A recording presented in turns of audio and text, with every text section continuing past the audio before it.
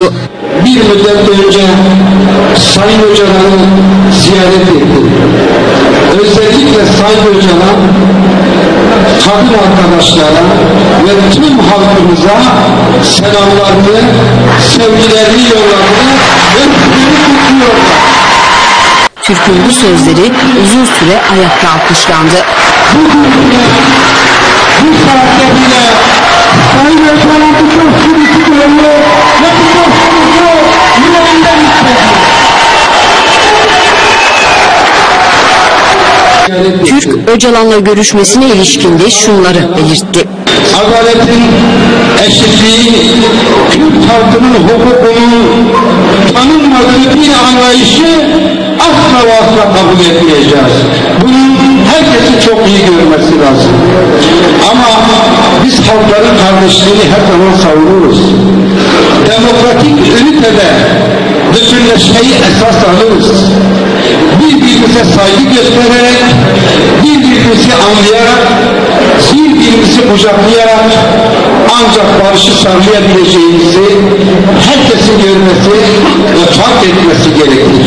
Bu sorun Türkiye sorunudur. Bu sorun Orta Doğu'nun sorunudur. Kürtler özgürleşmeden Türkiye özgürleşemez. Kürt halkı özgürleşmeden Türk halkı özgürleşemez. Bu Sayın Öcalan'ın da ifadesidir. Artık Kürt meselesi ve Türkler Orta Doğu'nun en dinamik gücüdür. Değişim ve dönüşümün öncüsüdür adeta. Sayın Öcalan son dönemde yine halkların kardeşliği için, halkların ortak geleceği için, halkların demokratik ünitede birlikte mücadelesi için yeni bir kapıyı araladı ve barış çağrılarını samimi bir şekilde bütün dünyaya duyurdu. Ahmet Türk, Suriye'de yaşanan çatışmalar ve Orta Doğu'daki son gelişmeleri de değerlendirdi.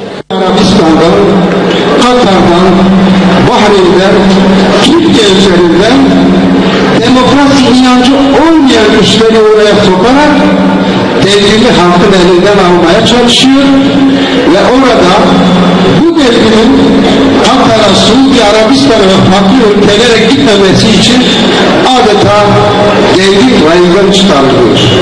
Rojava'daki gelişmeler konusundaysa Kürtler adeta bir yalnızlık çemberi içerisinde tutulmaya çalışıyor dedi. Konuşmaların ardından yapılan seçimde BDP Mardin İl Başkanlığı'na Reşat Kaymaz seçildi. Kongre ardından Ahmet Türk basının İmralı'yla ilgili sorularını yanıtladı. Bu sürecin içinde olmalıyız. Kurumsal olarak bizim için şahıs önemli değil, kimi değil. Biz eğer bu işin içinde olacaksak kurumsal olmalıyız. Kurumsal olarak gitmesi gerekeni partimiz bunu tespit eder. Demokratik Toplum Kongresi tespit eder.